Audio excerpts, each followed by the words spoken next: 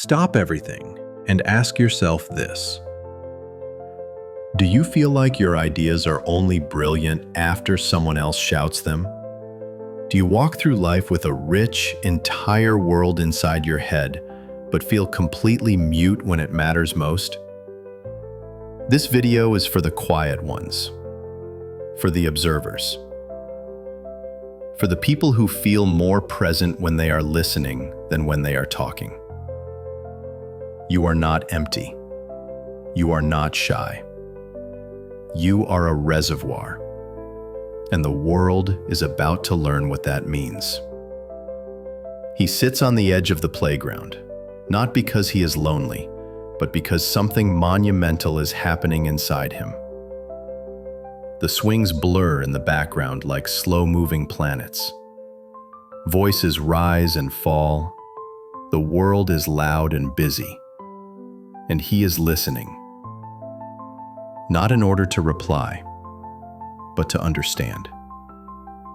There is a whole life existing behind his quiet.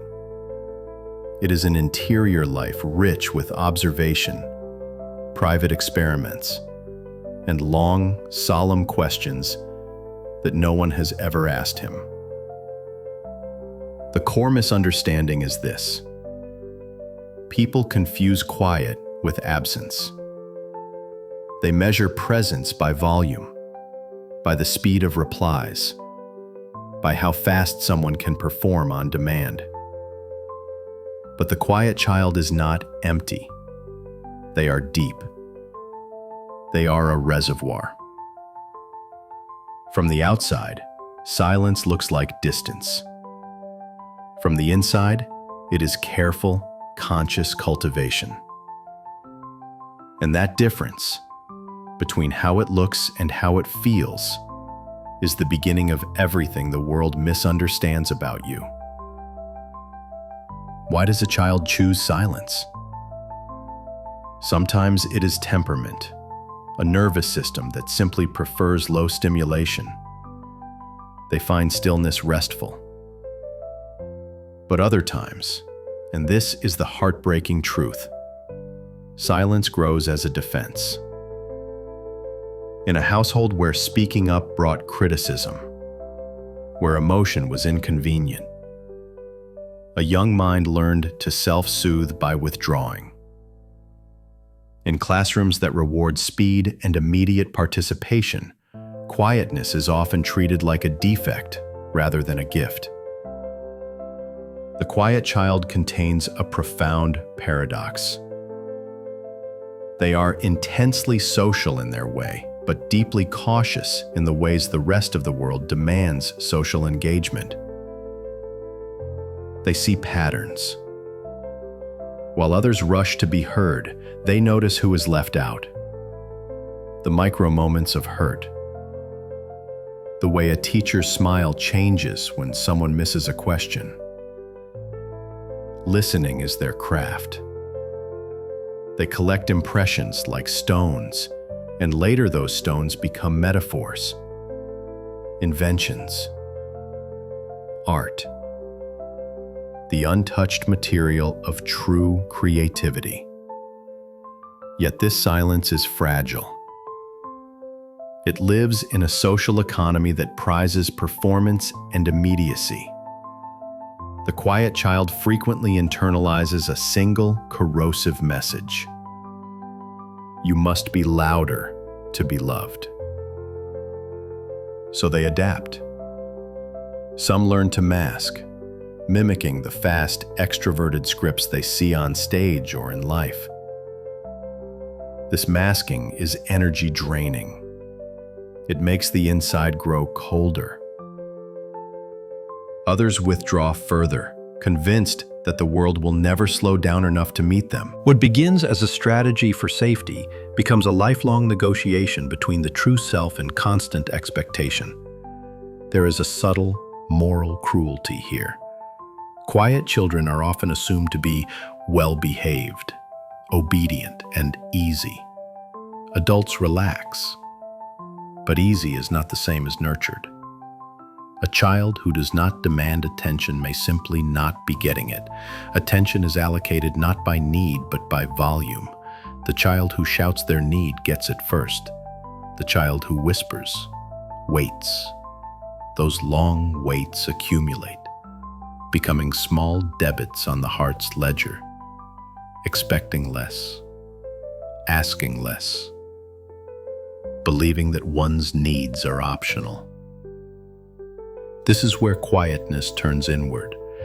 It can be a chapel, where reflection breeds insight, but it can also be a prison, where self-erasure becomes habit.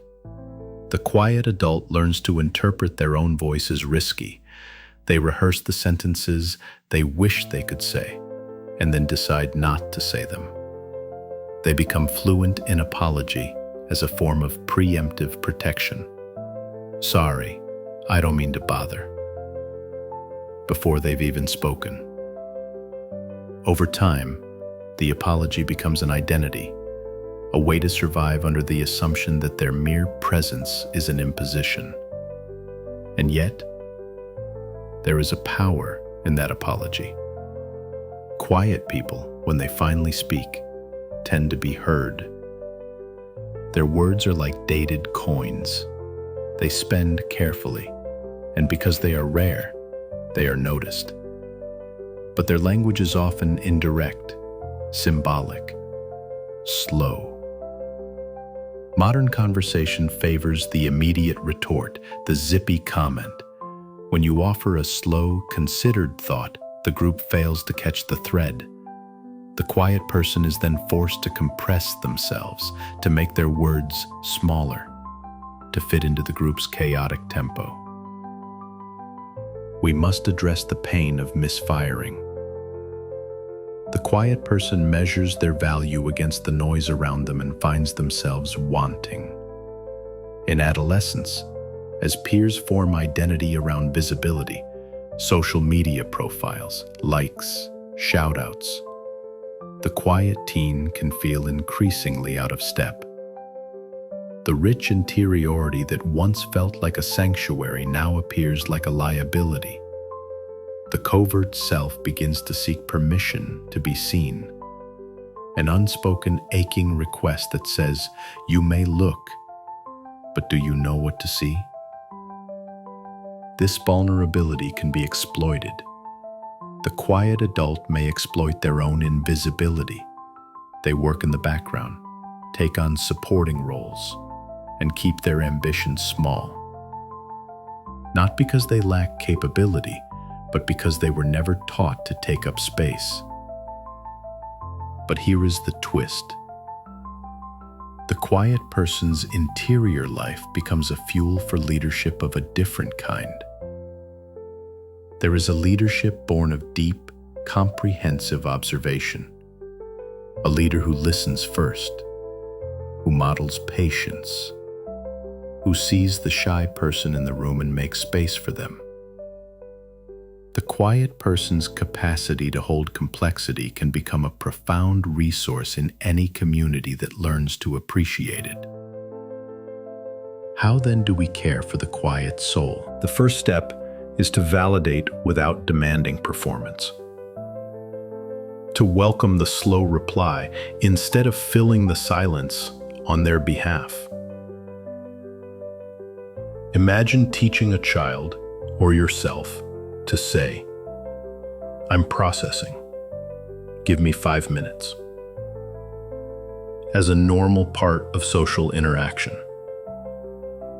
That 5-minute rule would transform how we regard the rhythm of thought and speech. This is not about forcing extroversion. It is about giving tools, small rehearsals before social events, signals they can use when they need time to formulate a response. In an era that confuses speed for wisdom, quietness is a corrective. It reminds us that thought is not speech, and listening is not silence. The quiet child is an invitation to slow down, to consider, to notice. Their presence asks a deeper question. What does it mean to be fully present without dominating? At the edge of this conversation is a kind of quiet revolution waiting to happen. If you find yourself in this quiet, know this: your silence is not a deficit. It is a malleable strength. It can be armor, prison, or sanctuary, depending on how you treat it.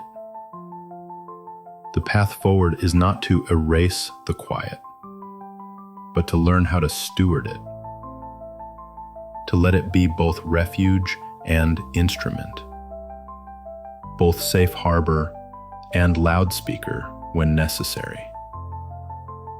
The paradox returns like a tide.